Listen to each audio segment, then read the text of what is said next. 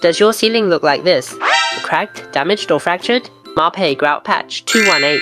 General purpose, shrinkage-controlled, fibre-reinforced, patch repair mortar. Purpose, made for patch repairs, easy to apply for wall and overhead repairs, for fixing and anchoring applications. Fill the prepared cavity progressively with the freshly mixed mortar, tamping down to make sure it is completely filled with no voids before inserting the object to be secured. No formwork needed. High flexural and compressive strength, excellent adhesion to the concrete surface. Dries without shrinkage and cracking. Patching holes and breakouts, repairing broken corners, easy to apply, very fast drying. Repaired area remains level even after drying.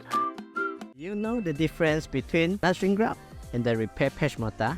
Actually, the nursery grout cannot patch on the wall like this. So this is the difference between nursery grout and the repair patch mortar. This is repair patch mortar. This is nursery grout.